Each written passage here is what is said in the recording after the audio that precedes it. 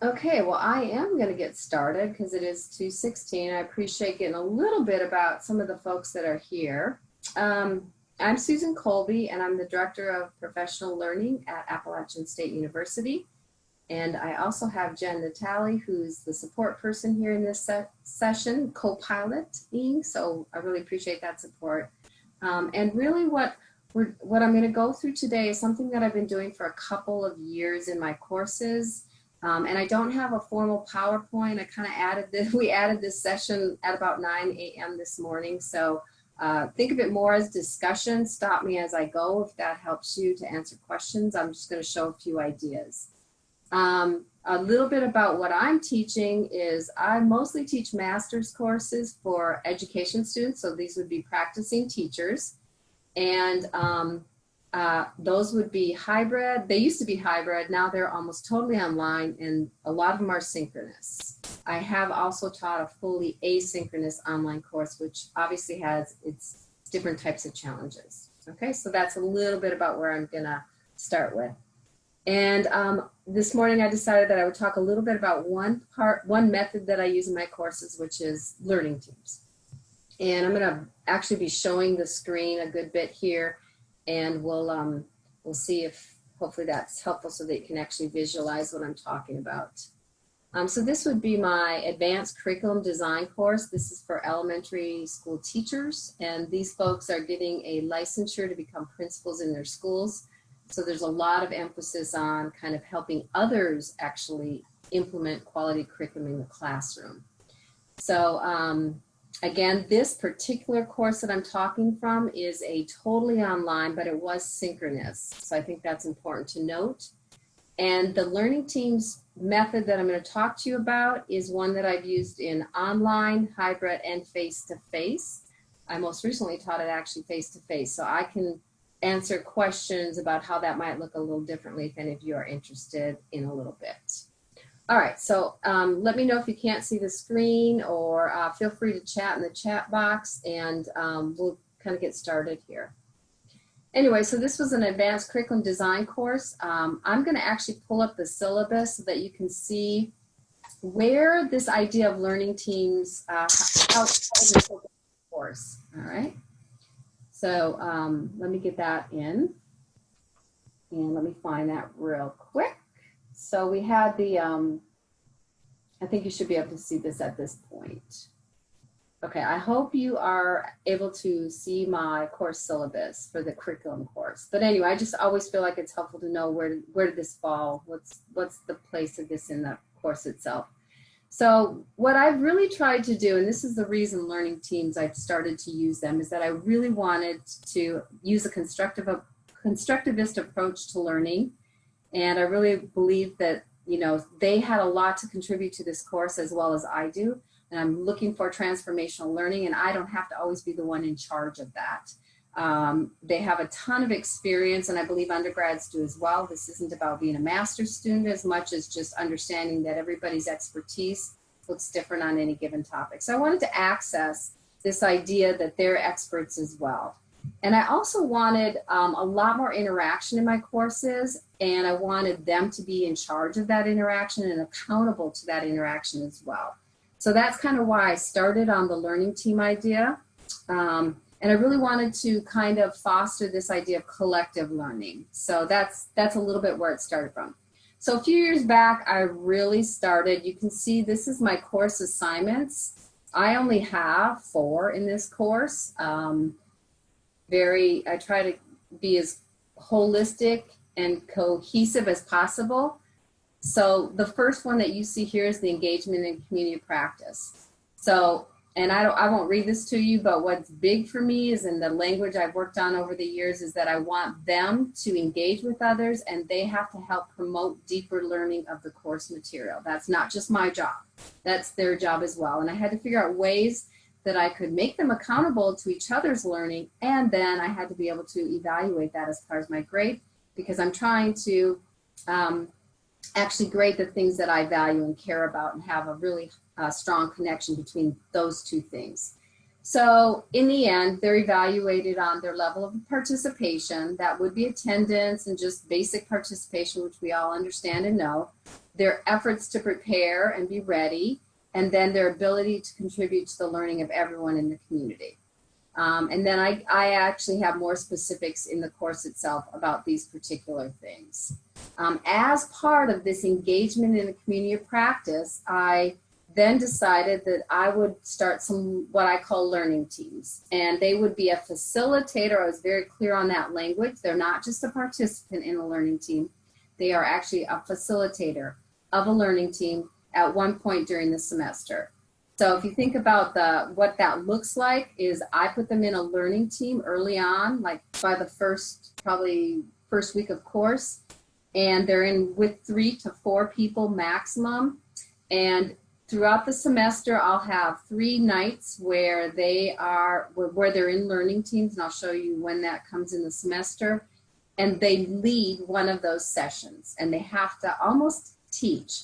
And I know that a lot of your students aren't going to be teachers, but I still think people understand this idea of helping to help others learn. So, and I think the guidelines can be adapted. But so they actually had to prepare for the learning session if it was their week to be the facilitator. So, so they all had to be the facilitator at one point and then be highly engaged participants during the sessions when they weren't the facilitator. So that's a little bit about what it looked like. And what I'm going to do now is kind of go back to my site. So that's what it looked like on the course syllabus. Just logistically, this was how it looked. Hang on. So at the beginning of the semester, I have this little document.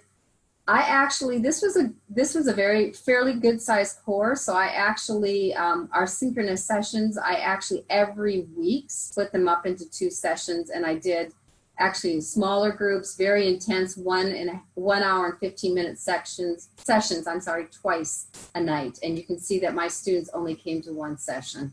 And I felt like that was a helpful way of kind of splitting up the class to have the conversation a little more beneficial to everybody. But you can see in the middle here, here's the learning teams. I had 8 different learning teams. They came at different times depending on when they had their regular synchronous session.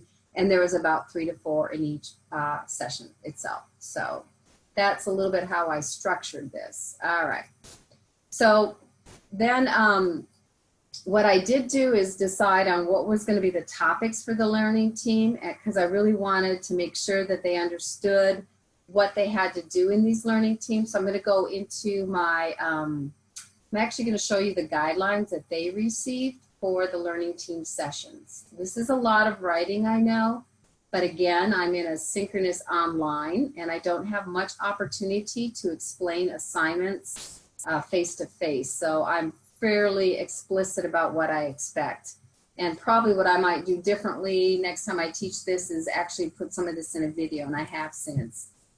But basically, this is the information about the community of practice, and so they understand that they have to make contributions to the sessions, and that I do actually look at a lot of their work and grade them for that community practice grade. And then they also know as part of that, they are going to have to do a learning team. So I'll show you that particular assignment. So for the learning team, they're again placed in the learning team 3 to 4. They have to each prepare 1 session, and I ask them to write session objectives, and I usually provide resources for that. I really ask them to think about the questions that they'll ask the group, because I really feel like if you want rigor in your course, you know, the questions you ask have everything to do with the level of thinking that you'll get from your students. So they will actually have to think about what are the questions they're going to ask their particular team members. Then I have them actually prepare for the session. They have to accumulate all the different resources they might use. They have to explain how they're going to, through the forum post, help their students prepare for the session, which I'll get to in a minute. And then they have to talk to a little bit of an outline of the activities. I have them do a learning session for a 1-hour session. Again, these are teachers that are used to doing, obviously teaching others, but I do believe that others can do this as well. which would mean they can't lecture the whole time, and that they have to have quality questions and even some group discussion ideas and maybe some activities that they can do online. So they have to be ready to help the group come prepared for their particular session. And I'll show you what that looks like because it's a little bit harder to talk about it. Then they facilitate the session itself, and I'm down here in this fourth bullet. And they do it during our regular class time. I actually go in and out of all the sessions. They set up a Zoom link and I move throughout the sessions. They don't know when I'm going to pop in. I'm very clear about telling them I am not saying anything. I don't even have my camera on anymore because I don't want to still the conversation. I don't want them to start focusing on me because I'm obviously the main instructor for the course. So I really try to lessen their expectation that I'm the leader and just go in to kind of hear what's going on. And I have been amazed at the quality of the sessions that they provide. So that also lets them know that I am checking, you know, and I do expect some quality sessions here and that they're leading a quality discussion, that they're not off topic, that type of thing. So that's one way that I'm a little bit, make sure that I'm a little accountable and they're accountable to what they're doing. What they turn into me is twofold. At the beginning, they turn in their lesson plan and all of this prep work that they do so that I can check it before they start. And then at the end, they turn in a reflection, which I'll show you a little bit about what that looks like. And in the reflection, they talk about what they learned and how they fostered the learning of others. So that's really the critical piece that they're not used to talking about. But I want them to be accountable to the learning of their group members and not just to what they presented. So I'm trying to help them make that shift from teaching to learning too. And then this just tells what they would have to turn in their teaching plan with all the components above. They actually have to turn into me evidence of the outcomes of their session, screenshots, the forum posts. They'll cut them out of the forum posts that they use and then actually put them in the document they turn into me. Some of them have actually turned in Zoom video files, which I'm fine with. Their extensive reflection and then any references they would use. I do use a rubric that's right here. So let me see if I can pull that up quickly. So they're well aware of all of this before we get started. So here's the rubric. It's fairly comprehensive. Of course, we all get better teaching over time. So this has evolved over time. But you can see the things I'm grading them on. We go over this before the session so they understand what I'm looking at. Obviously, their preparation is very important and that they're focused, their topic is focused, that type of thing. And that it's something that will help their peers, and I'm right here in the middle, advance in their thinking. Because I really talk about critical thinking and how we want to be, this is an advanced curriculum course, so it's pretty deep on curriculum theory. So they get I grade them on the topic selection itself. I grade them on their little lesson plan and what they're doing to help think about how that's going to look when they actually meet with their group. Because what I don't want them to do is fly by the seat of their pants, because it's a full hour of everybody's time and it needs to be, you know, high quality. They also get graded on the examination, the reflection part, which they have to examine the content that was learned, not the content that they presented, but what everybody learned in relationship to those items. So that's a little bit about that piece. And then, of course, did they use good sources and evidence? I care that their products are obviously meeting a standard of writing, and that this is the one I added to really go back to that community engagement in my syllabus. How did they feel like they facilitated the contribution of the other team members? So pretty much focused on what are they doing to make sure that everybody in that group is joining in the conversation. Are they pushing the learners to learn a little bit more? How does that look? So that's a little bit about the assignment itself and then the rubric for how I'll grade that. All right.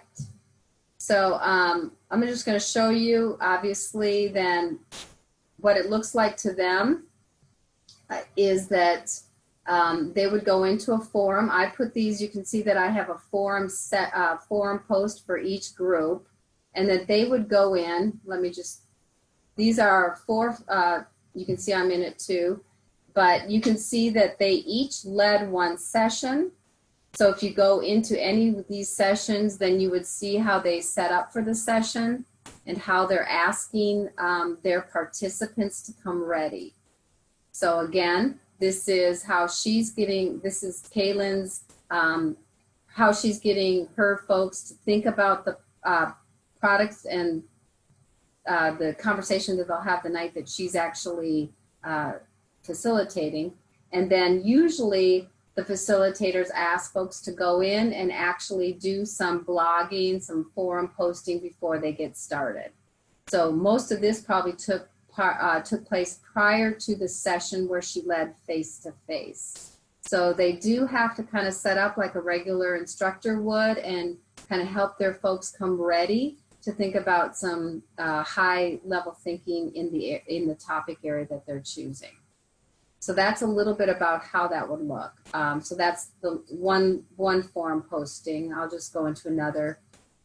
These are all random, of course. But you can see that they would go in and actually post how to get started, and folks would go in and answer questions and start doing a little bit of blogging, and then they're ready to actually engage in high quality conversation the night that they're in that session. So that's how that looks. Again, if you go back to my syllabus, which I'll pull up real quick here, you'll see that the different topics that I've asked them to present on happen to go with our textbook. It was a really sophisticated textbook. And what I tried to make sure that they would do is come ready to enhance the topics in that particular section of the textbook. So the goal was not to teach what already could have been learned by reading the text, but to really work from that to integrate and think critically about the material. So I was very careful about making sure that they weren't just bringing in great little activities that were kind of more lower level, descriptive or whatever about the course text, but we're actually working from that. So that was one of the expectations. And what I'm going to show you now is this would be the final product. This is one example from one student. So you can see that this, her name was Mimi. She was an awesome student, but you can see that she had session objectives, and they were high level. And evaluate the impact of roles of a curriculum specialist, compare and contrast your view on the influence teachers, administrators, and students have based on a specific framework. Determine the benefits of creating a curriculum of community, and then examine the interviews. So those were 4 higher level kinds of objectives, and I actually do a little bit of modeling some of this before they actually take over. Like I actually prepare one of these sessions and actually do it with the whole class so they can kind of see what I'm looking for, because I want to have some good models for them. Again, I told you that I was kind of a stickler about essential questions, so these are really thoughtful questions, and so this is what kind of led her session. And then she did do the section where I asked them, write out the exact language that you're going to give to your members so they'll know how to prepare. So she actually, this is what she told them they needed to do. They needed to read certain pages of the textbook, they needed to view a video, and they needed to actually respond to a question that was going to be in the discussion forum. So what happens is that this is her plan. All she has to do is actually cut and paste this section and actually move it to the discussion forum when it's her time to actually go ahead and lead the session. And I really tried to ensure that they were giving these materials to their participants a full week before they were going to be leading the session. And that's all in the guidelines and the directions that they have. So this was all the work that the students had to do to be ready to come to that particular session and have a quality discussion. And you can see that she had a required items that they needed to do. They had to pick 2 roles of a curriculum specialist on a certain page and then respond to one of these questions. And a lot of this had to be very much bringing in those connections to them. So she was really talking to them as these were all potential curriculum specialists in a district, and then how this material in the text actually could connect to what they're actually doing. So that was part of the goal there too. And then they were actually picking one of the questions. This was a optional question that she had at the second part. You know, looking at a lens from these different folks, how might you look at this particular framework? So that was how she helped them prepare. This all would have been in that discussion forum a week before the session ever took place. And then here's the activities the day she facilitated, because obviously we want that to go well. So she talked about how she reviewed the essential questions first, that she did a 10-minute focused on the first question that was not optional but required, about the different roles of a curriculum specialist and how that impacts the culture and curriculum of the school. And you can see she has her notes here of how she's going to guide that session. And then she did 20 minutes of a second question. Remember, there's only 2 to 3 participants, so these groups really get to know each other well, and they build an incredible high-level amount of trust. So, like, I would pop in and out, as I said, of all the learning teams, and it was amazing how much they came to rely on each other for learning, and how they could talk about their own situations and really apply the course content, because they had this small group of 3 or 4 that they got to know over the course of the semester. Because, just a reminder, I didn't change the learning team. The team stayed the same, and the facilitator changed each particular session. So again, a really good, strong group was built up. So then she would talk, this is what, again, we're in her, what she's going to do the night of the session. These are all the activities that she outlined for the group. And you can see there were strong connections to the text itself, because that was what the intention was, to really enhance the reading. Again, this was a very sophisticated textbook on curriculum, so they had to pay attention to the concepts. Again, you saw in my guidelines, I asked them to post evidence of the outcome. And so this is incredible. This is what she posted. She's a very thoughtful thinker. Obviously, not everybody rises to this level, but this was one of her group members, because Mimi had actually really had thoughtful prompts. She really had a high-level discussion, even in the written discussion forum. So I thought that was great. So she clipped these out, and this was what she produced as part of the evidence of what her session looked like and what her folks were learning, because again, the emphasis is on how are you fostering the learning of the entire team and this idea of collective learning. So these are just her participants and how they posted in those various discussion forums that she had pre and post session. And then she was actually a really good facilitator and went in and answered some of their posts and actually led the session like a good quality instructor would do, like what we would do hopefully in our classes, which was very helpful, because think about, you know, I think we as instructors of the full course have to make decisions about how do we engage and get good engagement, but our time is limited. Most of us teach 3 courses or have other jobs we do. So this was a way of having really high quality sessions without me, Susan Colby, as the instructor, having to put so much time in facilitating all of it for all 22 students that I had. So you can see that she had a link to the Zoom file and all of that. And then here's her reflection. You know, she really talked about how she worked from the concepts of curriculum presented into the text and how she really helped scaffold the discussion. And she even talked right here about how one of her participants talked about a certain aspect of being a technology expert, and she kind of unpacked that a little bit. So she had a pretty thorough, again, reflection. Again, this is probably someone that does a little more than some, but that's kind of where she went. You can also see that, hang on just a minute. As part of what they do, I asked them to evaluate the group members, and I'm going to probably come out of that right now and go back to the course itself. But for part of what they turn in, they have to actually evaluate team members, their preparation and what happened. And I don't use that for part of their grade necessarily, but I do look over those evaluations of different team members, and if I see that there is somebody in one team that's just really not pulling their weight, that's good data for me. That doesn't mean I'm going to knock them down 2 course grades, but it means I have data for making cases about their engagement especially since part of my syllabus states that engagement in community practice is essential.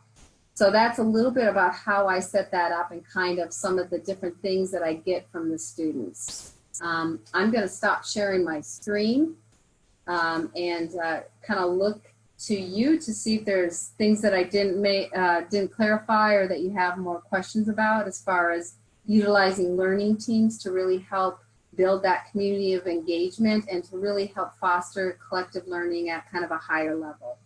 So hopefully those were helpful tips. And I'm looking at the chat if any of you have questions and want to put them in the chat box as well.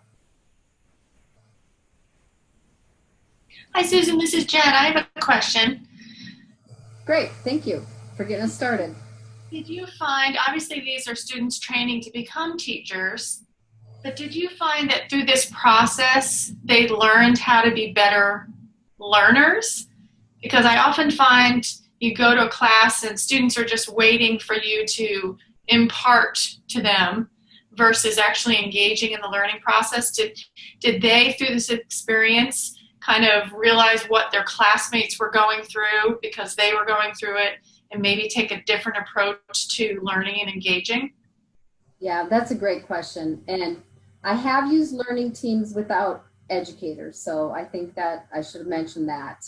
It might not, you're not going to get the kind of thorough lesson plans, but they still can decide on what is a sequence of activities that will help lead to a good discussion or to, to whatever the goal might be. So I think you can adapt learning teams for non-educators and for undergrads as well as grad students. But did they learn a little bit more to be accountable to others' learning, as I think what you're asking? And I will say at the end of each semester, in fact, I'll show it to you, I actually give a survey just about the learning teams, and I've been very impressed with how successful they thought they were in general. I mean, obviously I've gotten tips about how to structure them better or how to help them become better facilitators. So, but in general, I've gotten really good positive responses just about the learning teams.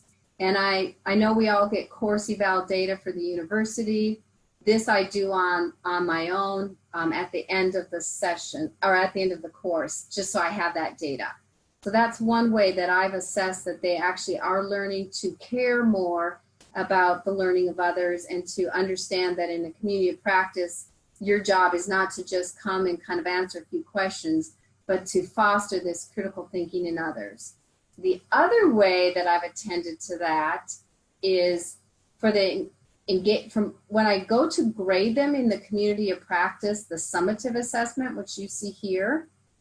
Oh, I'm sorry, let me share my screen real quick, that would help. I'm going to refer back to my screen.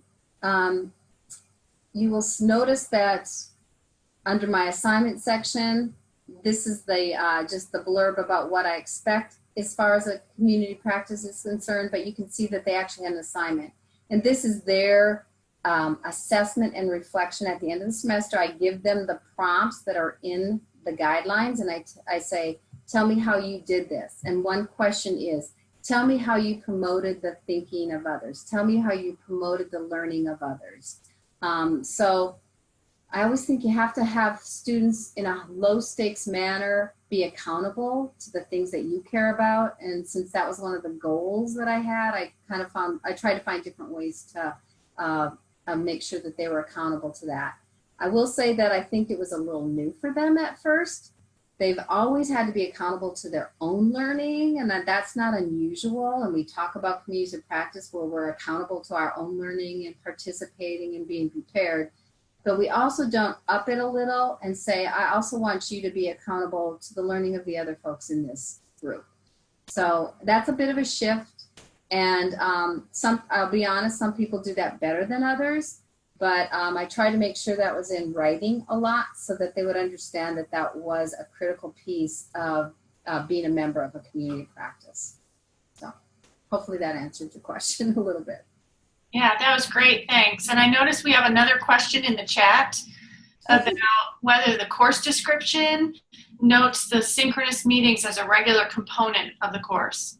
Okay, that's a great question. And I think at App State anyways, for those of us that have do online courses, we are very careful that in the description that goes out to campus through the registrar's office, that we designate our courses as totally asynchronous, synchronous, totally online, or hybrid, or whatever. We've learned our lesson the hard way, but like when we say this is an online course, and then all of a sudden students enroll and it's synchronous every Tuesday night from 5 to 9:30. So we're pretty careful about that. And so most of us try to get that right before we even put the description into the kind of the registrar's office. Okay, and do I randomly assign the groups? Good question. No. Actually, I get kind of, the first session, I kind of make sure that I send out a survey to all my students before we start about who they are, what their goals are for the course, what they do in their professional life, like what their title is, what school district they're in, or whatever. And I use that survey to help me to select who will be in what group.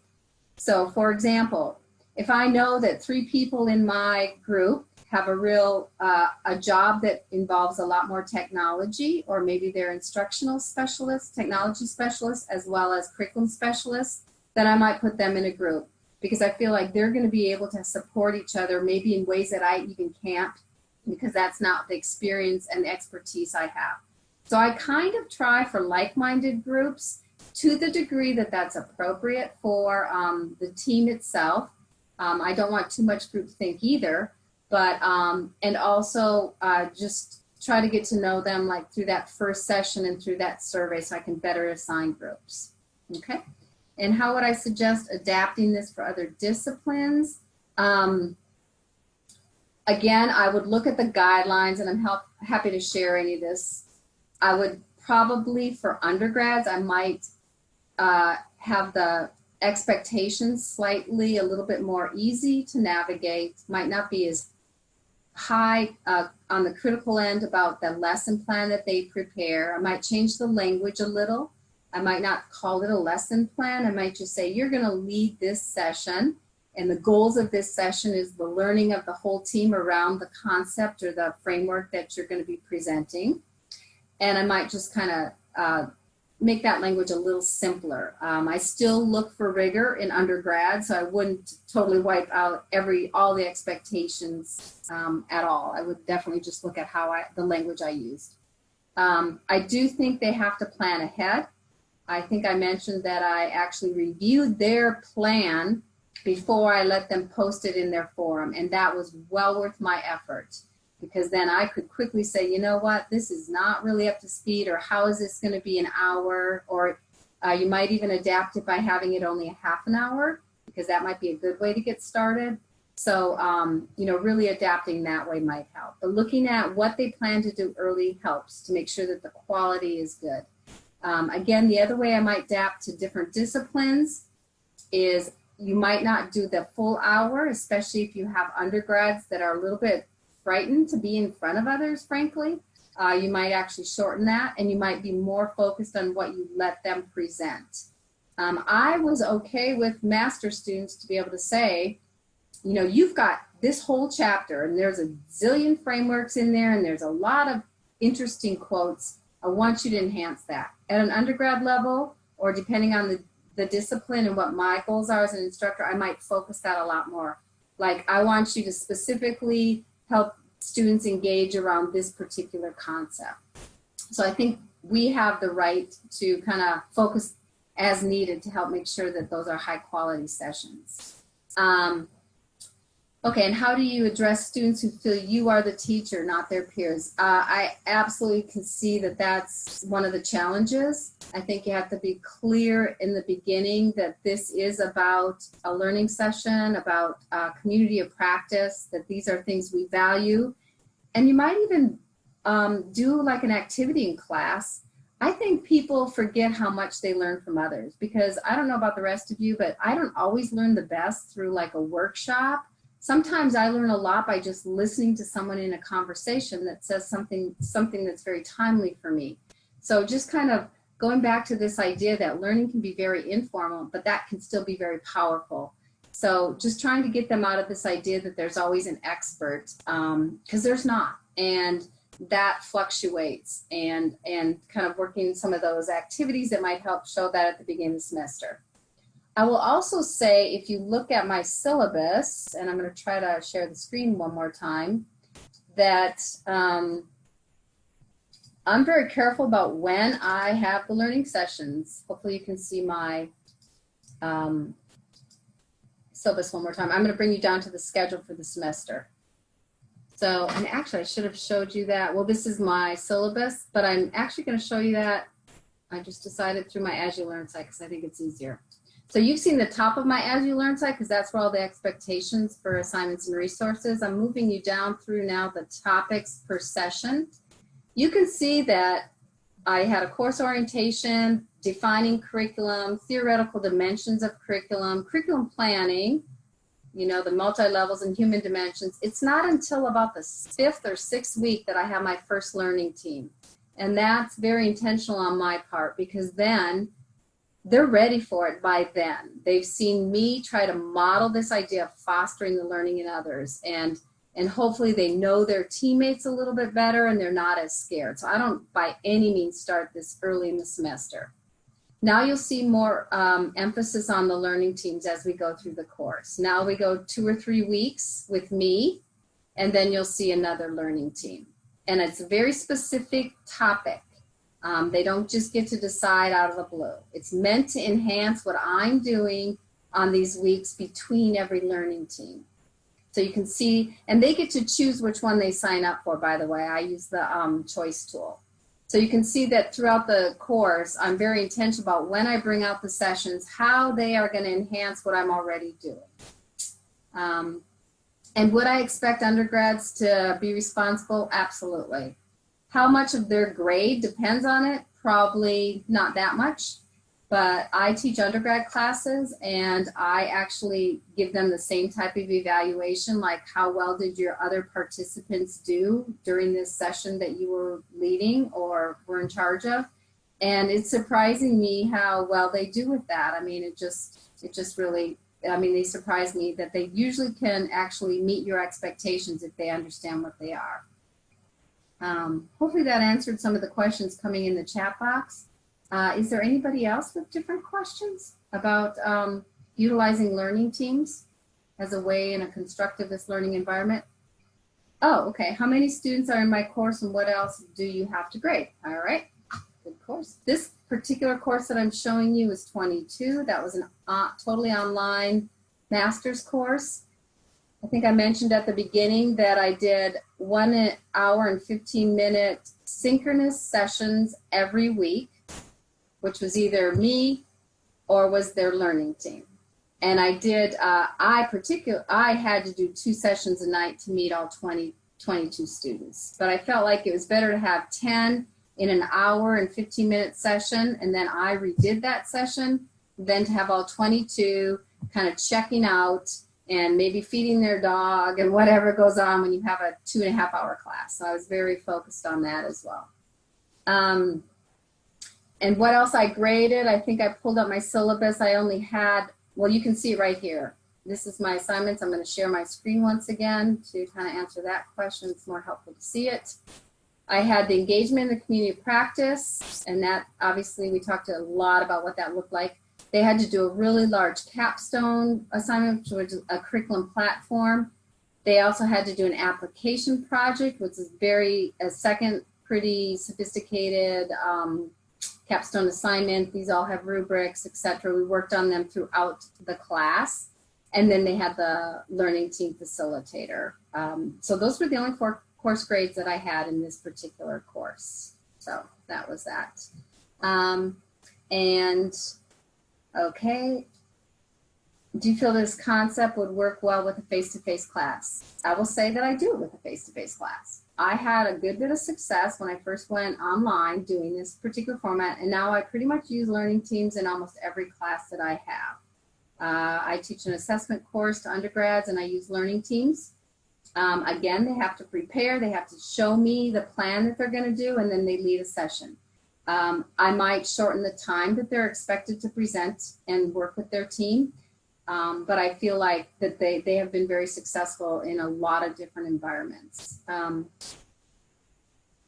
Maybe assign a group to work a calculation out. Yeah, I absolutely think there's a lot of different ways you can do this. I think playing around with how focused you have to make the topics so that they're successful will be one of the challenges of implementing this. Again, in the master's course, I can say, you know, you're in charge of chapter 10. Keep in mind, these are the basic goals in chapter 10, and then they can work with that. I would, in my undergrad classes, I definitely narrowed down that focus quite a bit more, and they were able to handle a little bit of that with less room to kind of verge into areas where they didn't really need to be. So yeah. Did your retention in the course change after introducing learning teams? I will say that I totally understand the idea of retention in a lot of courses. I think in STEM fields, undergrad, general ed courses, that is definitely a challenge. I've generally taught with educators who know they're going to be teachers or are already practicing teachers, so the retention wasn't as much of a challenge for me. So I can't actually honestly answer that as much. I do feel that most students, undergrad or grad, are interested in learning and finding and being engaged in whatever course they're in. So I would hope that there might be some translation to retention rates, but I absolutely can't answer that question. So that might be something to look into for sure. So, thank you so much. This is a great helping me kind of keep answering a few questions. Does anybody else have questions about utilizing learning teams in online or face-to-face? I mean, I've had pretty good success with both. Again, I would say if you're going to try it, really spend some time on the logistics, spend some time on the guidelines so that it's pretty explicit about what they're going to need to do and what they have to turn into you so that you feel comfortable that they're using your class time in a way that is going to help everybody learn the content of the course. So spending time up front and not letting them be too loose and too open, I think has been helpful. And then of course, making them accountable through through the preparation stage, turning something in, and then at the end, really reflecting on what was learned and how much better are those participants in understanding those concepts. So kind of making them accountable on two levels really, really helped, I think. So anyways, any other questions? If not, I know it's the end of the day and everybody's probably learned a lot over the course of this conference. Here's one coming in about the 3-person learning team size. Okay, good question. I did experiment a little bit more with that. And my particular feeling is no more than 4. You'll notice when I shared my screen, it seems a lot to keep up on, but I had, you've seen my screen again, I had 8 learning teams. Again, I would go in and out because they didn't get a choice on when they met. They actually met during my online synchronous time. So I would go in and out of all of these, and I was fine with that. Again, I think I mentioned that I didn't have my video on or my mic because I didn't want them to turn to me. So they just kept right on going. It was great because it was like I was just a little fly on the wall. But so I had 3 students per learning team, and I think I'm starting to realize that that's a pretty good number. Obviously, you couldn't have less than 3. You just can't, because I think you end up with just not enough meat in the conversation. The other good thing about leaving it at a small number is they pretty much felt a little bit of onus to come prepared. Because if somebody's leading a full hour and they're not prepared and there's only 3 or 4 of them in the discussion, it is readily apparent. And because they know the facilitator is actually going to evaluate their participation, and I will see that, they come prepared, they have quality conversations, and they feel the pressure, and that's probably not a good word, but they feel the pressure to be part of that community practice. So, and I think they enjoy it. They genuinely enjoy, they know those people, they feel comfortable with those people, they learn from each other, They're open to being vulnerable, which is really important. And I think they've come a long way in their team. So that, I would say 3 to 4 at most.